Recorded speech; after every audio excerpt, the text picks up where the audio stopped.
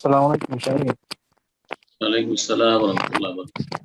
জি, এখন প্রশ্ন হচ্ছে, ফজর মাগরিব আর এর সাথে তো আমরা ইয়া, ইমাম জোরে কিরাত পাঠ করেন, তো ওই সময় কি আমরা মনে মনে সূরা ফাতিহা পাঠ করবো নাকি কিরাত শুনবো?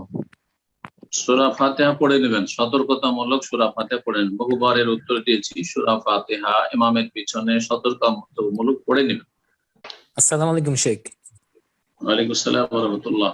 জি, শেখ, সূরা নিসাতে আছে নিশ্চয় মুনাফিকেরা আল্লাহর সাথে ধোঁকাবাজি করে, বস্তুত তিনি তাদেরকে ধোঁকায় ফেলেন।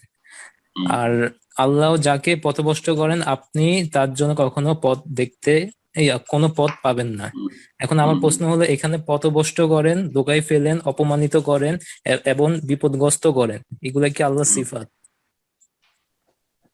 সাধারণ মানুষ আসলে এত সূক্ষ্ম বিষয়গুলি, আমাদের এই আলোচনা, জুমের আলোচনা সাধারণ আলোচনা, এগুলো আলোচনা এই সাধারণ আলোচনাতে প্রযোজ্য না। আপনি নিয়মিত ক্লাস করুন, দাস আমাদের কাছে, আর এগুলো বা অন্য কোনো শেখের কাছে সরাসরি, আর তারপরে এই সূক্ষ্ম বিষয়গুলো নিয়ে আলোচনা করুন। এগুলো সূক্ষ্ম বিষয় নিয়ে আলোচনা করলে অনেক সময় সাধারণ মানুষ বিব্রত হবে, বুঝবে না। আর এই সূক্ষ্ম বিষয়গুলো বুঝবে না, খামখাই এগুলো নিয়ে আরো লাভের চাইতে ক্ষতি হবে। এজন্য তাওহীদুল আসমা সিফাত নিয়ে এত ডিপলি আলোচনা জনগণের সামনে এটা পছন্দনীয় নয়। জি, এটা আমার ওস্তাদ শেখ সাফিউর রহমান মোবারকপুরী ছিলেন, যখন জানতেন বা দেখতেন যে কিছু শেখেরা একদম ডিপলি আলোচনা একদম আম পাবলিক মূর্খদের সামনে তাওহীদুল আসমা সিফাতের করে, সিফাতে জাতিয়া, ফেলিয়া, তারপরে এগুলো হচ্ছে সিফাত ইতিবাচক, নেতিবাচক, সুবুতিয়া, সালবিয়া, তো তিনি এগুলো সমালোচনা করতেন। কথা বোঝা গেছে? সুতরাং আমাদের জুমে আপনারা সাধারণ প্রশ্ন করবেন।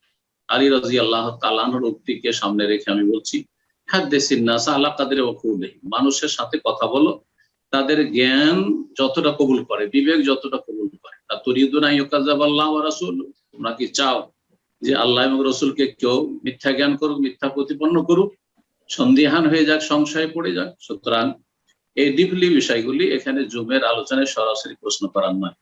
আপনি এগুলো ক্লিয়ার করবেন, জানবেন কারো কাছে, সেগুলি ভালো শেখদের কাছে স্পেশাল দাস নিয়ে বসে দাস করবেন কিতাব নিয়ে। জাযাকাল্লাহ খাইর।